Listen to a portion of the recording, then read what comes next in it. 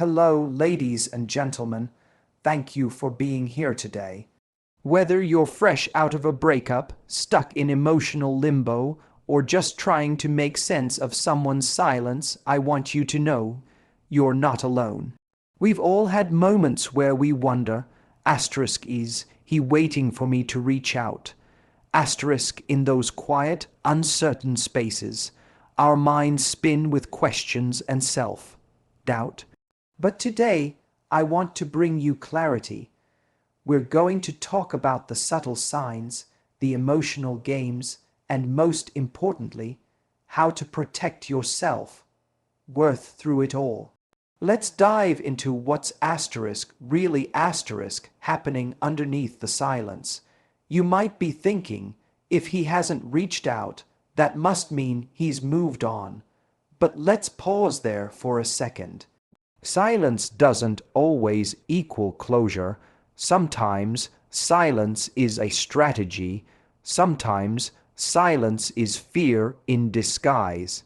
And other times, more often than people admit, it's a test, a quiet, subtle test to see if you'll be the one to close the gap. The truth is, he might be waiting for you to reach out, not because he doesn't care, but because he's unsure if you still do. See, after a breakup, both people go through their own emotional process, and often pride gets involved, ego gets involved. That feeling of I'm not going to message unless they do first becomes a quiet standoff. Now, here's the part people don't talk about. Many guys, even when they miss someone deeply, won't initiate contact if they're afraid of rejection, if they think you've moved on, or if they're trying to protect their pride, and so they wait. They don't want to be the first one to blink. They're hoping that you will make the move so they don't have to risk being vulnerable. But here's the catch. Just because someone is waiting for you to reach out doesn't mean they're ready to give you what you deserve. Sometimes they miss the comfort, the familiarity. Sometimes they miss being missed. So if you're sitting there wondering, is he thinking about me? Is he waiting for me to text? Understand that it's very possible he is. But that doesn't mean he's ready for something real. That doesn't mean he's been reflecting on what went wrong or how to show up better. And this is where the danger lies when you mistake silence for indifference. You feel the urge to fill the silence, to reach out and relieve the tension, but often all that does is reassure him. It tells him you're still there, still available, still thinking about him. And if he's not truly ready to meet you where you deserve to be met, that moment of relief for him becomes a setback for you. You have to ask yourself, what would happen if I didn't reach out? What would he do then? Would he stay silent forever? Or would he eventually push past his pride and fight for you? Because if he'd just vanish the moment you stop chasing, then what exactly are you holding on to? And that's the real point here. Silence isn't always a message of apathy. Sometimes it's loaded with emotion. But just because he's waiting doesn't mean it's your job to make the first move. Sometimes your greatest strength is in what you don't say. Sometimes your silence is the only message you need to send. Have you ever noticed someone suddenly watching your stories again? Maybe he liked a post from 6 weeks ago. Maybe he left a vague comment on something your friend posted, just enough to be seen, but not enough to start a real conversation. These things seem small, almost harmless, but they're not accidents. They're emotional breadcrumbs, little hints he's leaving behind, hoping you'll pick them up and follow the trail. When someone is too afraid or too proud to reach out directly, they often look for ways to stay present in your world without actually showing up in it. It's like he's saying, I want you to know I'm still here, but I don't want to be the one to say it out loud. That's what these gestures are. A like, a view, a reaction. It's not communication, it's proximity. It's someone reaching out without reaching out. Now, the tricky part is, when you're missing someone or still emotionally connected, you might grab onto those little gestures like they mean everything.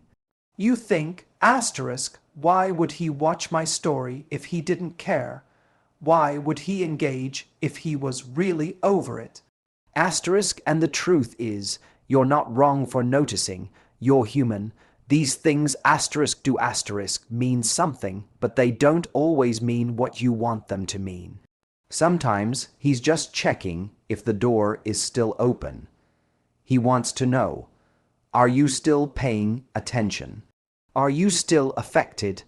And the moment you respond, maybe you like something back, or you comment, or worse, you message him, that door swings wide open again. And now he doesn't need to wonder anymore. You've given him your answer without him ever having to be vulnerable or clear. But you deserve more than breadcrumbs. You deserve a whole conversation, a clear sign, a real effort. Not someone lingering in the shadows of your social media feed. Because here's the hard truth. If someone wants to be in your life, they won't just leave traces. They'll leave a message, they'll call, they'll ask to see you. They won't hide behind passive gestures, hoping you'll be the one to bridge the gap. It's tempting to romanticize the little things, to believe that those small moves are signs of something bigger. But when you start chasing meaning in the scraps, you forget that you're worthy of so much more than vague signals and half-hearted presence. Let the breadcrumbs be what they are, incomplete, uncertain, and not nearly enough. Because when someone truly values you, they won't leave you guessing. They'll make sure you know. After a breakup, there's often this strange tug-of-war between two people, an invisible dynamic where no one wants to be the one who cares more. And sometimes, the person who looks like they've moved on the fastest is actually the one hurting the most. Not because they're heartbroken in the romantic sense, but because their ego took a hit. You see, if he didn't expect you to walk away, or if you left before he could, there's a very real chance he's sitting there hoping you'll reach out, not for love, but for validation. This is the part no one really talks about. The emotional confusion that comes when someone isn't necessarily missing you but is missing the version of themselves they felt when they were with you. It's not always about reconnection. Sometimes it's about reassurance. He wants to know he still has a hold on you.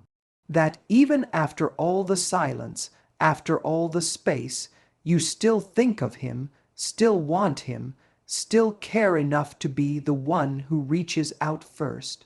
And when you do, when you break the silence and send that message, he gets a hit of confidence, that "I still got it" feeling. And for a moment, that's enough for him. He doesn't need to step up, fix anything, offer change, or even suggest seeing you again. He just wanted the hit. He wanted to know that he didn't lose his place in your heart, even if he has no intention of truly earning it back. You have to understand the difference between someone who wants you and someone who just wants to feel wanted . The second one will always be a black hole, because no matter how much energy you pour in, it will never lead to something solid.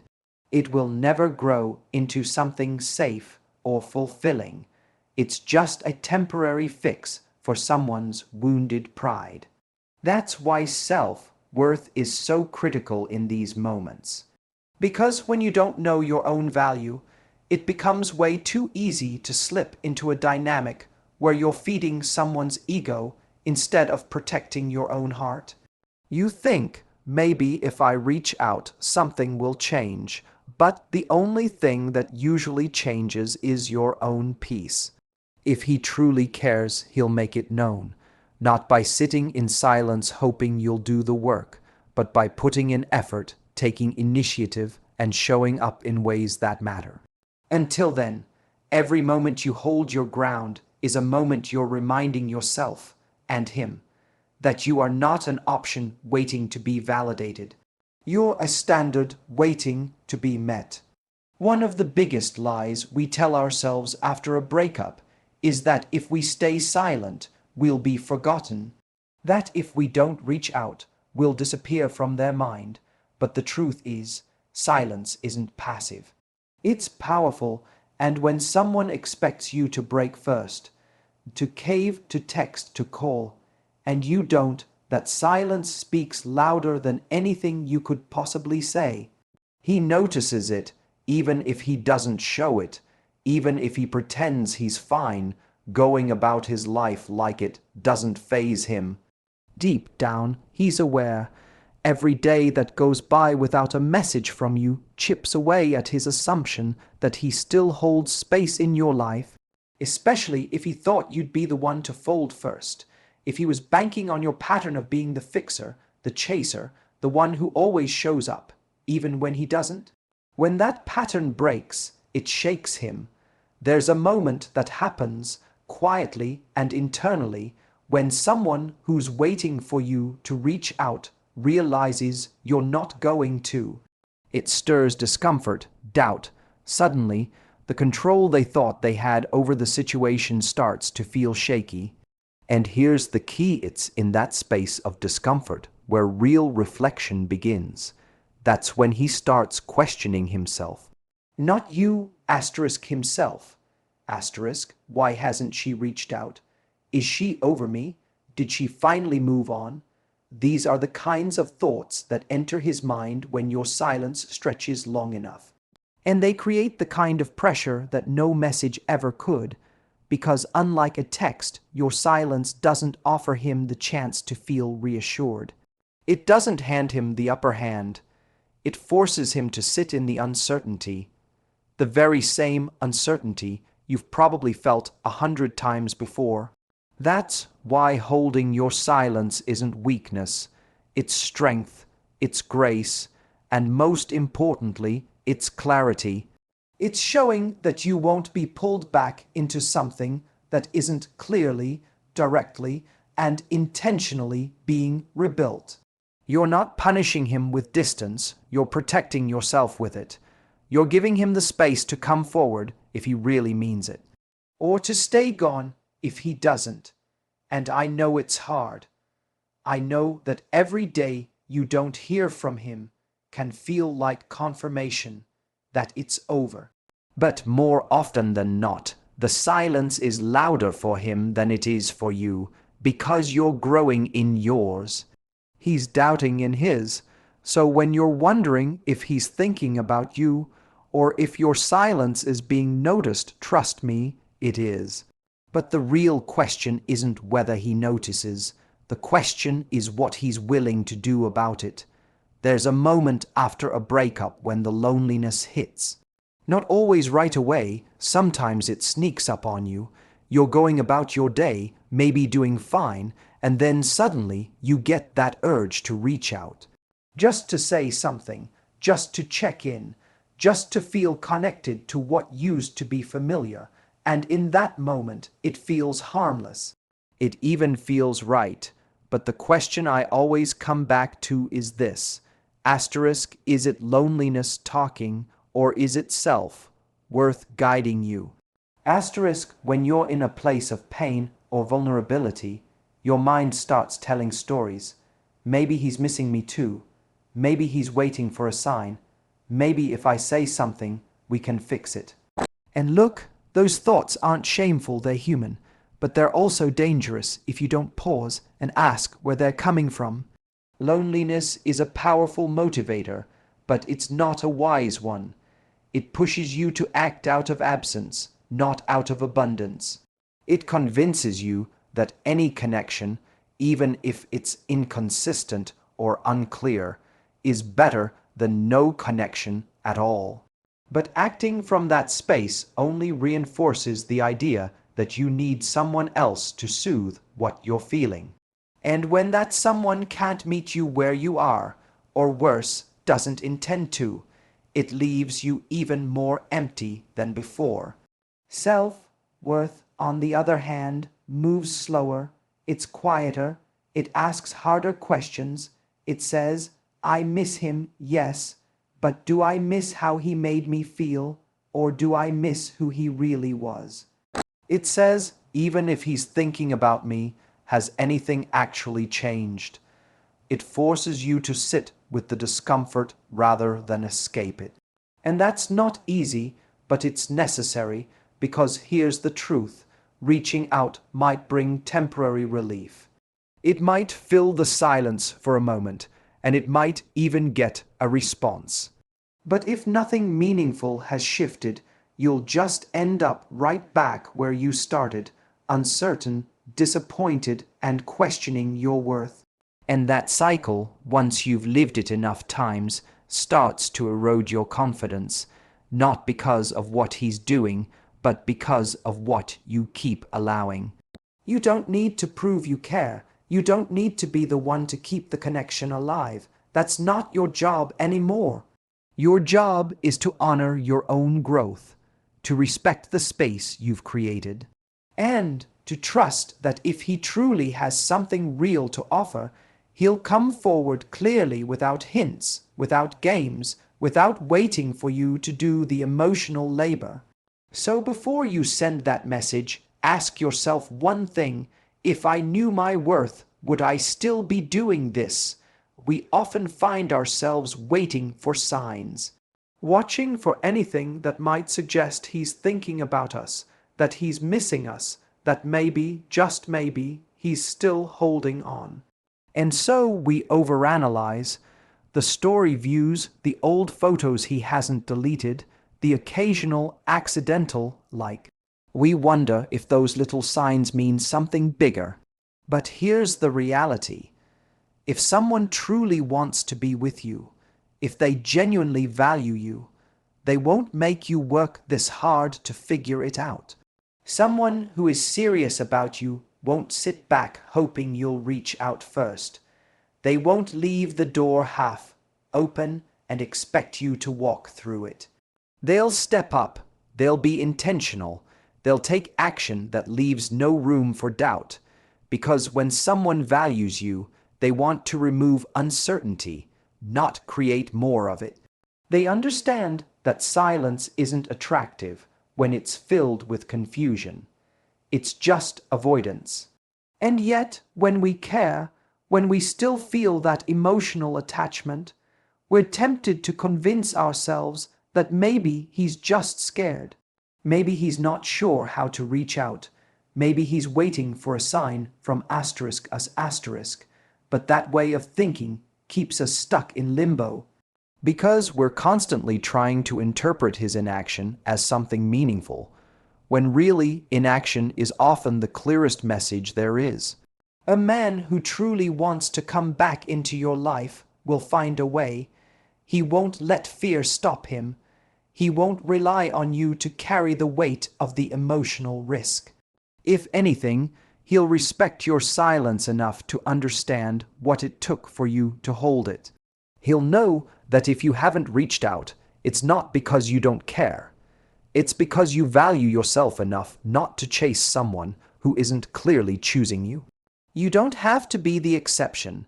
You don't have to prove your worth by always being the one who tries.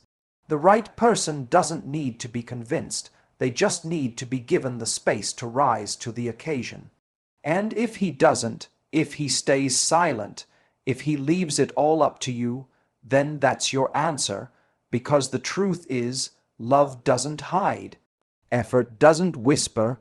Real commitment shows up. It's not passive. It's not vague. It's not hesitant.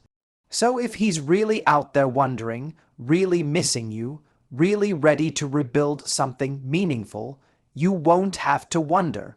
You won't have to decode. You'll asterisk no asterisk. And until that happens, silence isn't a punishment, it's a boundary. It's a message in itself, one that says, If you want me, come find me, but come correctly.